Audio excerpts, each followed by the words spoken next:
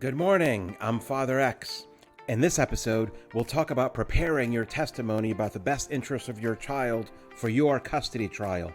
A lot of this work is not the normal routine of family court, but the normal routine is the way for dads to lose, and I'm teaching you the way to win, the way I did it to save my son. First, let's quickly recap. In episodes 11B and 11C, we talked about the best interest factors related to a child's basic needs, educational development, emotional, psychological, and social development, the parental guidance provided by the parents, and the preferences of the child. In episodes 11D through 11G, we talked about best interest factors related to the parents, such as domestic violence, child abuse or neglect, alcohol and drug use, the parent's emotional and mental stability, the parent's mental or physical disabilities, and co-parenting. Please watch those episodes after this one if you haven't already. In future episodes, we'll talk about the best interest factors related to each parent's home, their availability to parent, their financial stability, and several other factors. And in this episode, we'll take a moment to pause and review the process of preparing your testimony and the mindset you need to prepare it well. We'll discuss strategies around writing your testimony, editing and rewriting, engaging your attorney in this preparation, if you have one, and knowing your judge. If you know your audience, then you'll be better able to write testimony to convince that audience. Let's get to it. Number 1, your testimony is expert testimony. The parents are both experts on the facts. Your goal is to make the judge decide custody based on reality, not stereotypes about moms or dads. This requires judges to engage in intelligent thought, but most family court judges and lawyers won't think intelligently about your case. Therefore, testify with intelligent thought about the facts and conclusions and the best custody decision for your child. First, it'll be hard for them to counter your logic because they don't think deeply. Secondly, they'll be more likely to adopt your logic. You want the judge to think, "Oh yeah, that makes sense. The father knows what he's talking about. He should have custody." Judges cannot compete with intelligent thought, and that's your advantage. You are the all-star MVP of your case. Speak like the authority on the facts. Don't let the judge or lawyers dismiss you. It's in the best interest of the judge to rush through cases by ignoring what the dad says and then rubber stamping the mother for custody. Your job is to block the judge from taking that lazy approach. Number 2, write and practice your testimony far in advance.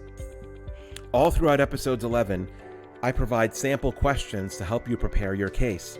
Some may not apply to you, and you can add other questions based on the facts of your case. For example, in episode 11C, I ask questions about your child's psychological development, such as, does either parent engage in violence or verbal abuse to the child or to others? And does either parent verbally insult the other parent in front of the child? Using my questions as a starting point for your testimony, write your script in Microsoft Word or Excel with questions and answers. Each answer should be 30 seconds to 3 minutes long. If talking about one incident requires 15 minutes, for example, then ask 5 to 7 questions to tell that whole story. Break it down into pieces. Practice at home. It'll take months to get it right. Don't testify in court by making it up as you go. You will fail. Plan your testimony in detail. During your live testimony, there will be interruptions and objections that throw you off your game. But if you already memorized your script, then you can easily refocus yourself back to your storyline when these interruptions happen. Many dads have told me they wish they had said this or that, but they just didn't think of it in court. Preparing your script ahead of time will minimize the risk that you forget to say important things. Also, the risk with a memorized script is that you might sound robotic or rehearsed. So just don't sound that way. You're telling truthful stories, so just tell them naturally. Make sure you sound honest and genuine. Number 3, after the first draft, keep rewriting, editing, and adding content. Your first draft is just the beginning. Gather all the facts, evidence, and stories organized by best interest factor. Keep it confidential between you and your lawyer, if you have one. Don't share it with anybody, unless you have a trusted ally helping you. Expect this to take months of work. Every few days, you'll think of new ideas and add them to your draft. It's a repetitive, ongoing process to perfect your testimony for court. In your final drafts, narrow down the facts, evidence, and stories into the ones you plan to testify about in court. Your final product will be hours of testimony, not just a 30-minute speech. If your presentation is just 30 minutes, then you already lost. Before your trial date, be sure to ask the judge for enough time to present your case. Many dads mistakenly think their lawyer will handle everything. That's totally wrong. You're the expert on the facts and the one best able to write your testimony. If you have a lawyer, he's your teammate. Your lawyer's job is to read and edit your scripts to make them more powerful and remove irrelevant points. His job is to help make your stories clear enough for a judge to understand. His job is to make sure his questions are not leading questions and your answers are not hearsay answers. I believe that not only will you save a lot of money doing this yourself, but you'll end up with a better work product if you write your scripts and just have your lawyer edit them. If you don't have a lawyer, do this editing yourself or with a friend. Number 4, the depth of analysis required to win. I'm teaching you what I did to prepare my own testimony. Neither my lawyer nor the mother's lawyer ever did anything close to my level of analysis. Most family lawyers only do shallow analysis, and then the mom gets primary custody by default. My goal is to help you think and speak about your child's best interests more profoundly than any lawyer or judge in your courtroom. Therefore, if you have a lawyer, explain to him that you'll present lots of testimony and evidence on all the best interest factors. Many lawyers want you to present just 3 or 4 key points on why you should have custody. But that's wrong, because there are about 12 best interest factors in any case, and the judge can use another 10 factors to justify why you shouldn't have custody, because you didn't speak about those factors at all. Don't let your lawyer take that lazy approach. Remember, you're the boss. Number 5, testifying with and without a lawyer. If you're doing this without a lawyer, you won't testify by asking yourself questions and then answering them. Instead, you'll state the topic you're about to discuss and then talk like a narrator telling stories. State the topic, talk about it. State a new topic, talk about it. Be organized. If you have a lawyer, give them your script of questions and answers after your first or second draft. Your lawyer needs to agree with a script of his questions and your answers, because when you testify, you'll both be using the same script as a team. You can take your lawyer's advice on edits and changes or reject them, but make sure they understand the goal is to win custody based on all the best interest factors and the depth of analysis you're going to provide. Plan this out with your lawyer far in advance, not just the week before your trial date. If your lawyer can't plan with you ahead of time, they're fired. This is too important to have a lazy teammate. Number 6, the fatal flaws of family court judges and lawyers. I previously showed you the flaws of your judge, not to make fun of them, but to help you better understand your audience. Knowing your judge's shortcomings and thought process allows you to tailor your testimony more effectively. Know your enemy. Here are key flaws of family court judges that I discovered and that you have to overcome with your testimony. Number 1, prioritizing the best interests of the mother and of the court, not of the child.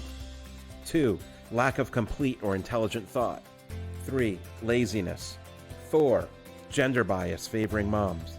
5, Title 4D child support, corruption, and fraud, which refers to the idea that judges can intentionally award custody to the unemployed parent and make the working parent, usually dads, the child support payer.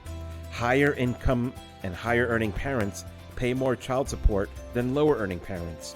The more child support that's collected, the more Title 4D federal funding the state gets.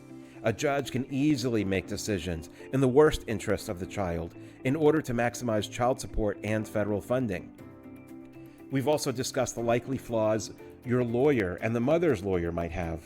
And judges are also lawyers with these same flaws, including little knowledge, even less intelligence, little depth of analysis, laziness, reliance on cliches and marketing slogans, a focus on making clever but untrue statements, lying in court, lack of integrity and character, lack of accountability, good public speaking but no intelligent thought, inability to overcome a judge's gender bias against dads.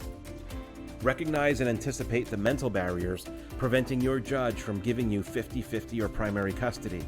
Once you understand these major weaknesses of lawyers, then you can prepare your testimony to overcome this incompetent environment driven by lawyers. Your child's future should be decided by intelligent thought and not by the half-baked analysis of third-rate judges. Number 7, disrupt the status quo. It's in the best interest of the judge to rush through cases quickly because they're just running a factory output model.